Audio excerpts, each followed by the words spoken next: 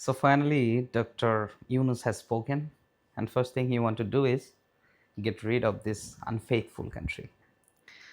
আমরা এতটা আনফেথফুল, এতটা আনগ্রেটফুল পার্সোনালিটি আমাদের, যে আমরা কালকে আমাদের জন্য যে যুদ্ধ করলো আমরা ভুলে যাই যে আসলে সে সৈনিক ছিল। তাকে জুতা পেটা করতে আমরা দ্বিধাবোধ করি না একটা সামান্য ভুলের কারণে, হয়তো বা কোনো ভুল বোঝাবুঝি অথবা কোনো মিথ্যা অপপ্রচার অথবা সেটা যাচাই না করে আমরা তাকে বিচার করি।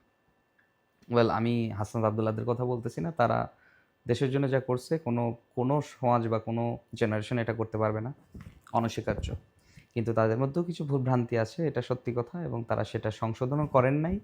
এবং মানুষের কাছে ওপেনলি যদি অ্যাপোলোজাইজ করতো, হয়তো মানুষ তাদেরকে বুঝতো যে না, তাদের মধ্যে ন্যায়পরায়ণতা, তাদের মধ্যে সুষ্ঠু বিচার ব্যবস্থাপনা বা তাদের মধ্যে একটা ট্রান্সপারেন্সি আছে, সেটা সেটা তারা প্রমাণ করতে পারে নাই জনগণের কাছে। আর এই সুযোগটা কাজে লাগিয়েছে আমাদের বিরোধী দল বিএনপি এই মুহূর্তে।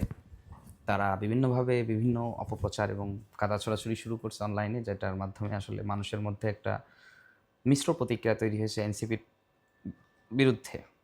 কিন্তু এর মধ্যে দেখেন, ডক্টর ইউনূস কিন্তু তার মধ্যে কোনো কিছু না। সে কিন্তু না ক্ষমতার জোর, না ক্ষমতার ইচ্ছা, না ক্ষমতার পাওয়ার দেখানো, না দেশের কোনো ক্ষতি সাধন করার জন্য সে আসছিল। তাকে আনা হয়েছিল, সে বলছে আমি তোমাদের সাবস্টিটিউট টিচারের মতো আসলাম, তোমাদের যদি কিছু শেখাইতে পারি, কিছু বুঝাইতে পারি, কোনো ডেভেলপমেন্ট করতে পারি, it's your choice, it's your plus point.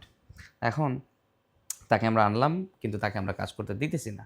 বিভিন্নভাবে তাকে আমরা প্রেশারাইজ করতেছি। আমরা না, একটা পার্টি আছে, একটা মব পার্টি বলবো।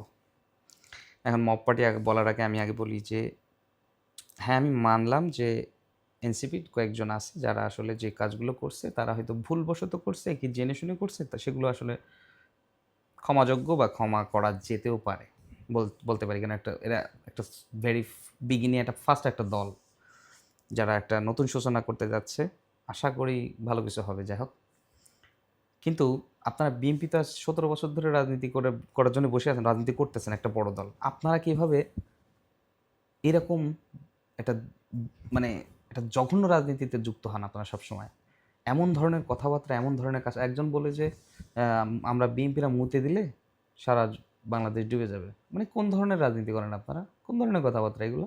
আর একজন এদিকে ইশরাক সাহেব আসছে, ইশরাক সাহেব, সাহেব বলা আসলে ভুল হবে। এই ছাত্র আসছে, কোথায় ছিল এতদিন জানি না, লুকায় ছিল। এখন একটু মাথা চাড়াতে উঠছে, কারণ এখন তার মারির ভয় নাই। এখন তো ওই ভয়টা নাই বলে এরা এখন বাইরে আসছে। তো ইনি একজন এসে বলতেছে যে আমাদের ক্ষমতার লোভ নাই, বাট তার মেয়র দাবি করে যে আমাকে মেয়র দিতে হবে, ঢাকা সিটি কর্পোরেশনে মেয়র লাগবে, এবং তার জন্য সমাবেশ করে, আন্দোলন করে, হাইকোর্টের উপরে প্রেশার দেয় এবং সরকারকে নামার জন্যে, নির্বাচন দেওয়ার জন্যে